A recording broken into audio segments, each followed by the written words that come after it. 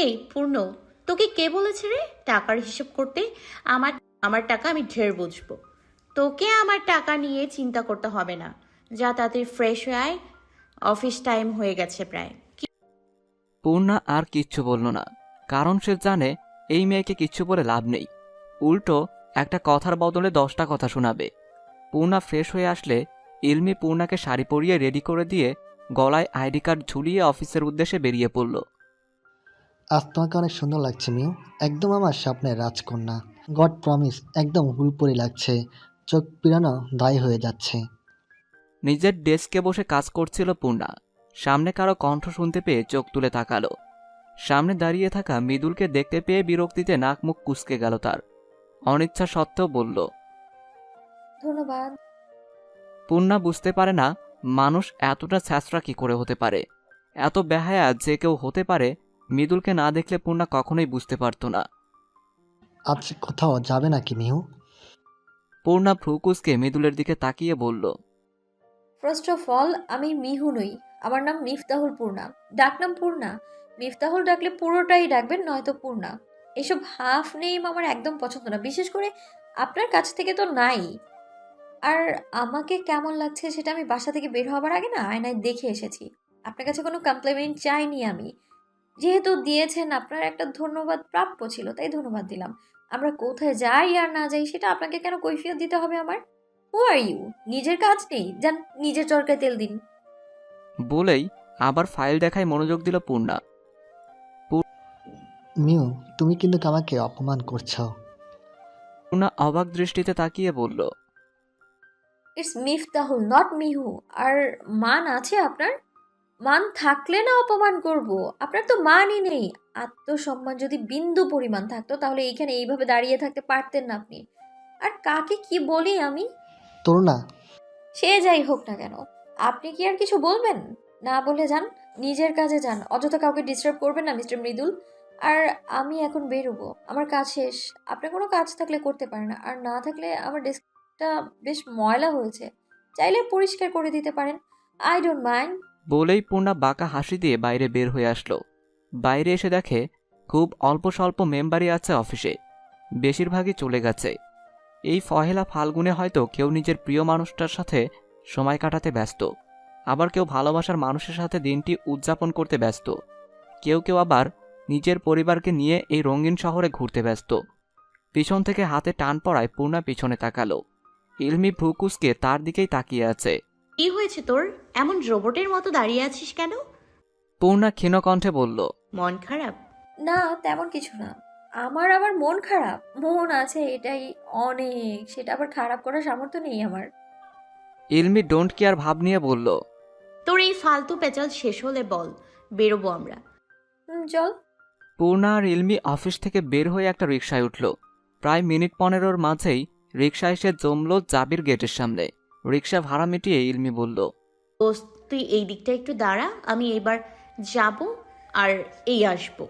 পূর্ণা হাতের রজনীগন্ধার গাজরা ঠিক করতে করতে বলল, ঠিক আছে, যা, তবে তাড়াতাড়ি আসবে কিন্তু। কথাটা বলেই পূর্ণা সামনে তাকিয়ে দেখে ততক্ষণে ইলমি উধাও। প্রায় 15 মিনিট হতে চলল, এই ইলমির আসার নামগন্ধ নেই। পূর্ণা ঘাড় ঘুরিয়ে জাবির গেটের দিকে তাকালো। ভেতরে বেশ জাঁকজমকপূর্ণ, সেটা কোলাহল দেখেই বোঝা যাচ্ছে। পূর্ণা গেটের দিকে হাঁটতে লাগলো। পূর্ণার মনে হচ্ছে চুলের খোপাটা ঢিলে হয়ে গেছে, কিছুক্ষণের মাঝেই খুলে পড়বে। চুল তো আর কম না, কোমর ছাড়িয়ে সামলানো খুব কষ্ট। নেহাত লম্বা চুল প্রিয়, নয়তো কবেই বয়কাট দিয়ে ফেলত। পূর্ণার চুল থেকে বেলি ফুলের মালাটা খুলে আলগোছে চুলগুলো এক হাতে খোপা করতে করতে সামনে এগোলো। হঠাৎ পেছন থেকে কেউ দৌড়ে এসে পূর্ণার কাঁধের সাথে ধাক্কা লাগতেই পূর্ণা পড়তে পড়তে বেঁচেছে, কিন্তু হাতে থাকা বেলি ফুলের মালাটা নিচে পড়ে গেছে। পূর্ণার চোখ তুলে তাকালো সামনের দিকে। ছেলেটা বেশ কিছুটা দৌড়ে গিয়ে হঠাৎ পিছনে তাকিয়ে জোরে বলল, সরি আপু, আই এম রিয়েলি সরি। আসলে পিছন থেকে দৌড়ে দিয়েছে তো, তাই খেয়াল করিনি। মাস্ক পরা ছিল বলে কথাটা বুঝতে খানিক সেকেন্ড সময় লাগলো। ছেলেটি আবার সামনের দিকে তাকিয়ে দৌড় দিতে যাবে, হঠাৎ কোনো একটা কারণে সেখানেই থেমে গেল। পেছনের থেকে ছেলেটার নাম ধরে কেউ দৌড়ে আসছে। পূর্ণা পিছনে তাকাতে যাবে, অমনি কেউ দৌড়ে এসে পূর্ণার উপর পড়ল। পূর্ণার টাল সামলাতে না পেরে লোকটাকে নিয়েই নিচে পড়ে গেল। তারপর আর কি, সবাই ফ্রিতে বাংলা সিনেমার রোমান্টিক সিন উপভোগ করলো। লোকটা উপরে, পূর্ণার নিচে। পূর্ণা ভ্রু কুঁচকে লোকটার দিকে তাকালো। মাস্ক পরা থাকলেও লোকটার চোখ অসম্ভব সুন্দর। কথাটা মনে আসতেই পূর্ণা নিজের মনকে হাজারটা গালি দিল। ওয়াও, ওটার রোমান্টিক সিনিয়র। কথাটা কানে আসতেই পূর্ণা ঘাড় ঘুরিয়ে সেদিকে তাকালো। সেই মাস্ক পরা ছেলেটা হাতে মোবাইল দিয়ে বিভিন্ন অ্যাঙ্গেলে ছবি তুলছে। চারপাশে বেশ ভিড় জমে গেছে, কিন্তু পূর্ণার সাথে লেপ্টে থাকা লোকটার কোনো নামগন্ধ নেই। এই যে মিস্টার কানা, আই নো একটা মেয়ে, তাই বলে পাবলিক প্লেসে এভাবে লেপ্টে থাকার কোনো মানেই হয় না। আর মানুষটা তো যেন একটা আস্ত হাঁটি। ওহ মা গো, আমার কোমরটা শেষ। আরে উঠুন উঠুন, সবাইকে কি বাংলা সিনেমার রোমান্টিক সিন দেখানো শখ হয়েছে নাকি আপনার? হ্যাঁ, পূর্ণার কথাটা কানে যেতেই লোকটা পূর্ণার কানের কাছে কিছুটা ঝুঁকে ফিসফিসিয়ে কণ্ঠে বলল, আপনার ভাগ্য ভালো মিস, বাংলা সিনেমার রোমান্টিক সিন দেখাচ্ছি। যদি কোরিয়ান সিনেমার রোমান্টিক সিন দেখাতাম তাহলে। বলেই লোকটা ভ্রু বাঁকিয়ে উঠে বসল। আর পূর্ণার চোখ বড় বড় করে লোকটার দিকে তাকালো। কতটা নির্লজ্জ হলে মানুষ পাবলিক প্লেসে একটা অচেনা মেয়েকে এ কথা বলতে পারে। পূর্ণা ক্ষীণ কণ্ঠে বলে উঠল। অসভ্য। লোকটা খানিকটা শব্দ করে হেসে বলল, আই নো। কিরে পূর্ণ, এভাবে মাটিতে বসে আছিস কেন? ইলমির কণ্ঠ শুনতে পেয়ে ঘাড় ঘুরিয়ে ইলমির দিকে তাকালাম। চারপাশে একবার নজর বুলিয়ে ফট করে উঠে দাঁড়িয়ে শাড়ি থেকে ময়লা ঝাড়তে ঝাড়তে শাড়িটা ঠিক করে দাঁড়ালাম। রাস্তাঘাটে যখন কিছু অশুভ মানুষজন গরু ছাগলের মতো দৌড়াদৌড়ি করে, তখন আমার মতো মাসুম কিউট বাচ্চাদের তো চলতে ফিরতে সমস্যা হবেই, ধাক্কা খেয়ে তো পড়তে হবেই। ইট ইজ স্বাভাবিক, ওকে? বলে আর চোখে মাস্ক পরা লোকটার দিকে তাকিয়ে দেখি উনি কি সুন্দর নির্লিপ্ত ভঙ্গিতে দাঁড়িয়ে দাঁড়িয়ে ফোন ঘাটছে, যেন কিছুই হয়নি। আপু, আসলে দোষটা আমারই, আমি খেয়াল করিনি। আমি আসলে দুঃখিত, প্লিজ রাগ করবেন না আপু। আমি শাড়ি কুচি ঠিক করে সেই ছেলেটার দিকে তাকালাম, মুচকি হেসে বললাম, ইটস ওকে ভাইয়া, আমি কিচ্ছু মনে করিনি। তুমি তো আমার ছোট ভাইয়ের মতোই, আর ভাইয়ের সাথে কি বোন রাগ করতে পারে? আমি একটুও রাগ করিনি। মাঝখান থেকে সেই মাস্ক পরা লোকটা মোবাইলের দিকে দৃষ্টি নিবদ্ধ রেখে বলল, তানজিম, তুই কি আজ বাসায় যাবি? গেলে বল, তা না হলে আমি গেলাম, বাই। বলেই লোকটা মোবাইল পকেটে ঢুকিয়ে এক পলক আমার দিকে তাকিয়ে হাঁটতে লাগলো। তোমার ভাইও নেই? আমার কথা শুনে তামজিদ রাগ শব্দ করবেন না করে আপু। হেসে বলল, খুব অদ্ভুত তাই না? আসলে ভাইয়া এমনই, কথা কম বলে, আবার সারাক্ষণ আলাদা মুভি নিয়ে থাকে। হ্যাঁ সেটাই। ধন্যবাদ আপু, আজ তাহলে আসি। আমি প্রত্যুত্তরে হাসলাম। ছেলেটা চলে গেল। খারাপ লাগেনি ছেলেটাকে। বয়স আর কত হবে? হয়তো 22 কি 23, অনার্স 3rd কিংবা 4th ইয়ারে পড়ে হবে হয়তো। কিরে, আজকে কি সারাদিন এখানে দাঁড়িয়ে থাকবি? চল ভেতরে চল। বলেই চুলে হাত দিয়ে দেখি বকুল ফুলের মালাটা নেই। চোখ ঘুরিয়ে চারপাশে তাকালাম, না কোথাও নেই। নিচে পড়ে তো এখানেই থাকতো। কিছু খুঁজছিস? আমি এই দিক সেদিক তাকিয়ে বললাম, হ্যাঁ বকুলের মালাটা। থাক, মালা লাগবে না, চুলগুলো এমনিই ছিঁড়ে দে, একটা দিনেই তো। ওর অনুরোধের ভঙ্গিতে কথা বলার পরিপ্রেক্ষিতে আমিও কথা বাড়ালাম না। বসন্তের আমেজ শুরু হয়ে গিয়েছে। হালকা শীতল বাতাস আর চারিদিকে রং বেরঙের পাখি, গাছে গাছে নতুন পাতা গজানোর মৌসুমে অনুষ্ঠানটা বেশ আনন্দময় হয়ে উঠল। দিনের ক্লান্তি ভাবটা অনেকাংশেই কমে গেছে। বাসন্তী রঙের শাড়িতে আর খোলা চুলে বসন্ত বাতাস আজ বেশ উপভোগ করছি আমি। আমি যে ততটা ফর্সা তা কিন্তু না, আমি শ্যামবর্ণা, গায়ের রংটা তামাটে, আর ইলু হলুদ ফর্সা। কোথাও একটা শুনেছিলাম একটা সুন্দরী মেয়ের সাথে আরেকটা সুন্দরী মেয়ের বন্ধুত্বটা খুব বেশি দিন টেকে না। তাই হয়তো আমার আর ইলুর বন্ধুত্বটা এতটা গাঢ়। দুজনে মিলে বেশ অনেক ঘোরাঘুরি করলাম। বিভিন্ন খাবার দাবার শেষ করে ফিরতে প্রায় রাত 8টার মতো বেজে গেছে। এই মুহূর্তে আমি আর ইলু দাঁড়িয়ে আছি রিক্সার জন্য, কিন্তু আমার ভাগ্য তো এত সুপ্রসন্ন নয় যে দাঁড়ানোর সাথে সাথে রিক্সা পেয়ে যাব। দূর থেকে একটা রিক্সা দেখা যাচ্ছে, এদিকটাই আসছে। চাচা যাবেন? চাচা গলায় থাকা গামছা দিয়ে কপালের ঘাম মুছতে মুছতে বলল, হ মা যামু। কই যাবা? 2 নম্বর রোড। আচ্ছা ওঠো। মাঝ রাস্তায় হঠাৎ সামনে ভীষণ ভিড় দেখে রিক্সা থেমে যায়। আমি ভ্রু কুচকে সামনে তাকাই। ইলুর দিকে তাকিয়ে দেখি ও ঘুমে ঢুলছে। আমি রিক্সা থেকে নেমে কিছু একটা সামনে এগিয়ে গেলাম। লোকজন বলাবলি করছে সামনে অ্যাক্সিডেন্ট হয়েছে। আমি ভিড় ঠেলে সামনে গেলাম। চোখের সামনে ভেসে উঠলো একটা ছেলে রক্তাক্ত অবস্থায় রাস্তায় পড়ে আছে, কিন্তু চারপাশে এত লোক থাকতে কেউ গিয়ে ধরছে না ওকে, আর না হসপিটালে নিয়ে যাচ্ছে। আমি ছেলেটার কাছে যেতেই একজন লোক পেছন থেকে ডেকে বলে উঠল, আপা, ওনার কাছে যায়েন না। যেই অ্যাক্সিডেন্ট করছে মনে হয় না যে বাঁচবো। আজাইরা নিজে ঝামেলায় জড়ায়েন না, পুলিশের প্যাসে পড়বেন। লোকটা আরো কিছু বলতে নিবে, কিন্তু আমি রেগে তার দিকে তাকাতেই লোকটা চুপ হয়ে যায়। মানুষ কতটা নিম্ন মস্তিষ্কের অধিকারী হলে এই মুহূর্তে এমন একটা কথা বলতে পারে? আমি দীর্ঘশ্বাস ফেললাম। আমি ধীর পায়ে ছেলেটার দিকে এগিয়ে গেলাম। ওর সামনে হাঁটু গেড়ে বসে তর্জনী আঙুল ওর নাকের কাছে নিতেই শ্বাস প্রশ্বাস টের পেলাম।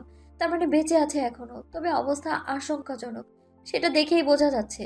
মাথা ফেটে রক্ত বের হচ্ছে।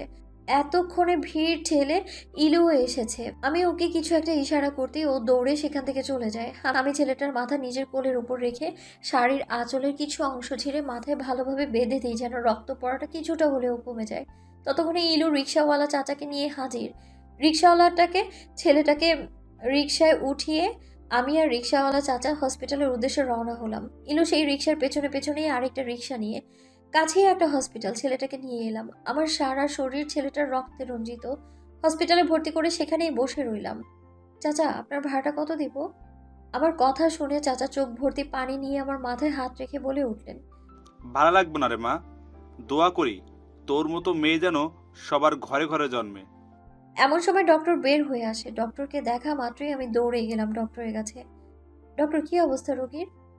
আমার কথা শুনে ডক্টর দীর্ঘশ্বাস ফেলে বলল, অবস্থা এখনো কিছুই বলা যাচ্ছে না, তবে খুব একটা ভালো না। মাথার পিছনের দিকে আঘাতটা বেশি লেগেছে, গলায়ও বেশ খানিকটা জখম হয়েছে, মাথায় বিভিন্ন জায়গায় কাজ ঢুকে আছে। ইমিডিয়েটলি অপারেশন করাতে হবে। রোগীর বাসার কেউ আছে? বন্ড পেপার সাইন করতে হবে।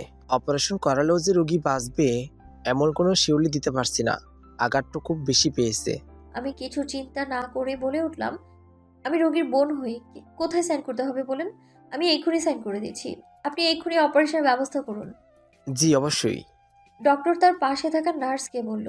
নার্স আমার দিকে তাকিয়ে বলল, ওনার সব পেপার রেডি করে সাইন করাও, আর ওটি রেডি করো, তাড়াতাড়ি করো।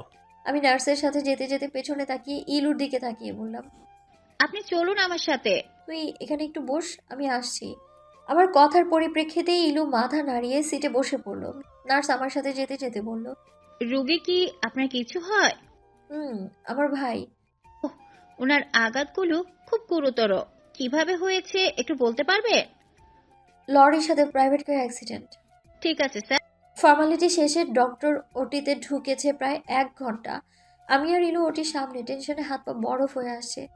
চোখ ফেটে কান্না আসছে। টুক করে চোখ থেকে জল মাটিতে গড়িয়ে পড়ল। একটা অচেনা অজানা ছেলের জন্য এত চিন্তা। আমি খুব করে চাইছি আল্লাহর কাছে যেন ছেলেটা সুস্থ হয়ে যায়, কোনো মায়ের বুক যেন খালি না হয়। প্রচণ্ড অস্থিরতায় ভুগছি। অবশেষে ওটির লাল লাইট নিভে গেল। ডক্টর বেরিয়ে এলেন। কি অবস্থা ডক্টর আমার ভাইয়ের? আল্লাহর অশেষ রহমতে এবারের মতো বেঁচে গেছে। সময় মতো না পৌঁছালে হয়তো বাঁচানো সম্ভব হতো না। তুমি মেয়েটা অনেক সাহসী, খুব ভালোবাসো বাইকে, তাই না? ব্লোগাল, ডোন্ট ওয়ারি, বাই ঠিক হয়ে যাবে। কিছুদিন রেস্ট করুক, আর গলায় যেহেতু আঘাত পেয়েছে কথা বলতে কয়েকদিন সমস্যা হবে, তবে আস্তে আস্তে ঠিক হয়ে যাবে। ডক্টরের কথায় আনমনি আমার ঠোঁটে হাসির রেখা ভেসে উঠল। ভেতরে যেতে পারি ডক্টর? আবদাত ঘুমাচ্ছে, কাল সকালের আগে ঘুম ভাঙবে না, তবে দেখতে আসতে পারো। ধন্যবাদ ডক্টর। My pleasure. আমি ইলমির দিকে তাকিয়ে মুচকি হাসলাম। ও আমার দিকে তাকিয়ে চোখের ইশারা বোঝালো সব ঠিক হয়ে যাবে। সকাল প্রায় 7টা বাজতে চলল। তালুকদার ভিলায় কারো চোখে ঘুম নেই। ড্রয়িং রুম জুড়ে সবার আনাগোনা। তাপস তালুকদার সোফায় নির্লিপ্ত ভঙ্গিতে বসে আছে। বেহেরিন শিকদারের চেহারায়ও ছেলের জন্য অস্থিরতা। তাহরিম তালুকদার মোবাইল হাতে নিয়ে পায়চারি করছে পুরো রুম জুড়ে। কাল রাত থেকে তানজিমের ফোন বন্ধ, রাতেও বাসায় আসেনি। যে ছেলে 1 ঘন্টা বাসায় না থাকলে মায়ের কাছে 70 বার ফোন করে, সে ছেলের ফোন কাল রাত থেকে অফ। পুরো শহর জুড়ে পুলিশ ফোর্স লাগানো হয়েছে। কিছুক্ষণ আগেই একজন পুলিশ কর্মকর্তা ফোন করে জানিয়েছে তাদের গাড়িটা মহাসড়কের পাশে খুবই বাজেভাবে ভেঙে যাওয়া অবস্থায় পাওয়া গেছে, কিন্তু সেখানে তানজিম ছিল না।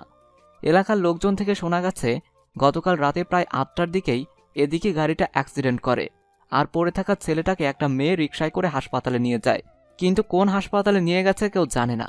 সাজের সকাল, বসন্তের দক্ষিণা বাতাস শাঁসা করে ঢুকছে হাসপাতালের জানালা দিয়ে। সেই বাতাসকে যেন আহ্বান করতে জানালার ধারে রেলিংয়ে মাথা ঠেকিয়ে কোনো এক নির্দিষ্ট জায়গায় দৃষ্টি নিবদ্ধ করে নির্লিপ্ত ভঙ্গিতে দাঁড়িয়ে আছে বাসন্তী রঙের শাড়ি পরিহিতা এক রমণী। শাড়িতে ছোপ ছোপ রক্তের দাগ, যেন শুকিয়ে গেছে। চুলের খোপাটা অনেকাংশে খুলে যাওয়ার ফলে কিছু অবদ্ধ চুল পিঠময় আছড়ে পড়ে আছে। চোখে তার ঘুম ঘুম ভাব, ক্লান্তি, তবুও যেন ঘুমোতে নারাজ সে। ঘাড় ঘুরিয়ে একবার ঘড়ির দিকে দৃষ্টি তাক করল। ঘড়ির কাঁটা 7টা পেরিয়ে গেছে, সেই আধ ঘন্টা আগে। পুনরায় তাকালো বেডে নিস্তেজ হয়ে শুয়ে থাকা হাত পায়ে ব্যান্ডেজ করা ছেলেটার দিকে। ছেলেটার পরিচয় এখনো অজানা, জ্ঞান না ফেরা পর্যন্ত পরিচয় জানা অসম্ভব। Cabin number 204। বেডে শুয়ে থাকা ছেলেটার গোঙানির আওয়াজে পিছনে তাকালাম। জ্ঞান ফিরেছে তার। আমি ধীর পায়ে ছেলেটার দিকে এগিয়ে গেলাম। কপালে আর গালে হাত দিয়ে দেখলাম এখন জ্বরের অবস্থা এখন কিছুটা কম হলেও একেবারেই যে নেই তা কিন্তু না। বেডের পাশে থাকা টেবিলের উপর থেকে পানির বোতলটা নিয়ে তাতে ভেজানো রুমালটা ভাঁজ করে কপালে রাখলাম। ছেলেটা ধীরে ধীরে চোখ মেলে তাকালো। চোখের সামনে অপরিচিত একটা মেয়েকে দেখে হয়তো বেশ চমকেও গেছে। হয়তো তড়িঘড়ি করে উঠতে গেলে আমি বাধা দিলাম। উঠো না, শুয়ে পড়ো, সারা শরীরে তোমার আঘাত, ব্যথা আছে। আর কথা বলো না, কষ্ট হবে তোমার। যা লাগবে ইশারায় বলো, আমি এনে দেব। বলেই মাথা থেকে জলপট্টিটা সরিয়ে আবারও ভিজিয়ে রাখলাম। ছেলেটা অবাক দৃষ্টিতে আমার দিকে তাকিয়ে আছে। আমি সেই দিকে পাত্তা দিলাম না। অবাক তো হবারই কথা। এমন সময় দরজা ঠেলে প্রবেশ করলো ডক্টর নূর। কেমন আছো মাই ভাই? আমি আর ছেলেটা ডক্টরের দিকে তাকালাম। আসলে ডক্টর, ওর কথা বলতে প্রবলেম হচ্ছে। আমার কথা শুনে ডক্টর হাসলেন। ওই যে বললাম না, গলায় বেশ আঘাত পেয়েছে, তবে চিন্তা করো না, ঠিক হয়ে যাবে, কিছুদিন রেস্ট করো। ছেলেটার কাছে গিয়ে কপালে হাত দিয়ে বলল, জ্বর তো এখন আর তেমন নেই, ডোন্ট ওয়ারি মাই বয়। তোমার বোন থাকলে তোমার কিচ্ছু হবে না, এটা আমার বিশ্বাস।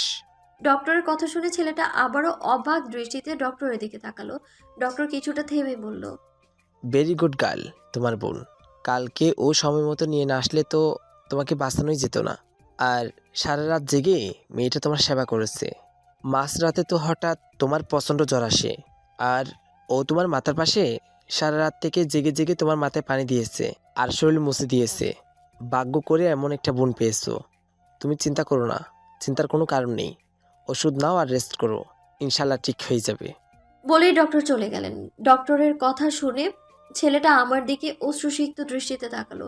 আমি গিয়ে ওর পাশে বসলাম। ছেলেটা হাঁসফাঁস করছে, হয়তো কিছু বলবে। তুমি কি কিছু বলবে? সে মাথা নাড়ায়। কিভাবে বলবে, তোমার গলায় তো ব্যথা। ছেলেটা আমাকে টেবিলের দিকে ইশারা করে। আমি সেই দিকে তাকিয়ে দেখি একটা খাতা রাখা আছে। আমি কিছুটা ভেবে বলি, তোমার তো হাতেও ব্যথা, লিখবে কিভাবে? ছেলেটা আবারও ইশারা করতেই আমি আর কিছু না বলে টেবিল থেকে একটা খাতা আর কলম এগিয়ে দিলাম। খুব কষ্ট করে ছেলেটা কাগজে কিছু একটা লিখলো আর আমার দিকে এগিয়ে দিল। আমার বাসায় একটু যোগাযোগ করবা, নাম্বার 017। লেখাটা পড়ে আমি হাসলাম। খাতাটা এগিয়ে দিয়ে বললাম, তোমার নাম কি, লেখো। জিম। সে নাম লিখে আমার দিকে এগিয়ে দিল। লেখাটা পড়ে আমি হাসলাম আবারও। বাহ, বেশ সুন্দর নাম তো। আমাদের কথার মাঝে পেছন থেকে হঠাৎ কেউ বলে উঠল, কি ব্যাপার? বাচ্চা ধরনের জ্ঞান ফিরল তাহলে? ভয়ই পেয়ে গিয়েছিলাম। আমি ইলুর দিকে তাকিয়ে হাসলাম। হাতে একটা শপিং ব্যাগ নিয়ে হাসি মুখে দাঁড়িয়ে আছে। ইলু খানিকটা এগিয়ে এসে আমার হাতে শপিং ব্যাগটা দিয়ে বেডে বসে পড়ল। আমি শপিং ব্যাগ থেকে ড্রেস খুলে মেজাজ খারাপ হয়ে গেছে আমার। মাইয়ার কাজ দেখছো? আবার আমার জন্য এই শাড়ি আনছে, কেমনটা লাগে এখন? ওই ফইনি, দুনিয়ায় কি আর কোনো ড্রেস নাই? তুই শাড়ি আনলি কোন বুঝে? তো কি ওয়েস্টার্ন আনতাম? বলেই খিলখিল করে হেসে উঠল। তানজিমও আমার মুখের এক্সপ্রেশন দেখে হাসলো। আমি ওর দিকে তাকিয়ে দীর্ঘশ্বাস ফেললাম। এই মেয়েকে কিছু বলে লাভ নেই, ঘাড় তেরা কোথাকার।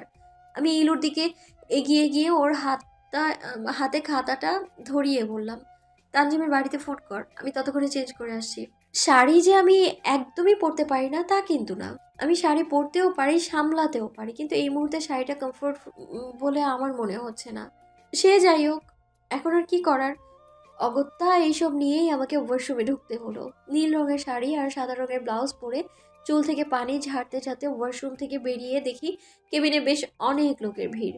একজন মহিলা তানজিমের মাথার পাশে বসে মাথায় হাত বুলিয়ে দিচ্ছে, আর একজন মাঝ বয়সী লোক বেডের সাথেই চেয়ার নিয়ে বসে কথা বলছে। আমি পলক ঘুরিয়ে ইলুর দিকে তাকালাম। ইলু চোখের ইশারায় বোঝালো এনারাই তানজিমের মা বাবা। আমি স্বস্তির নিঃশ্বাস ফেললাম। যাক, ছেলে তার মা বাবার কোলে ফিরে গিয়েছে, আমার দায়িত্ব শেষ। তানজিমের বাবা তানজিমকে বিভিন্ন কিছু জিজ্ঞেস করছে, কিন্তু বেচারার তো কথা বলতে পারে না এখন, আর সেটা বোঝাতেও পারছে না।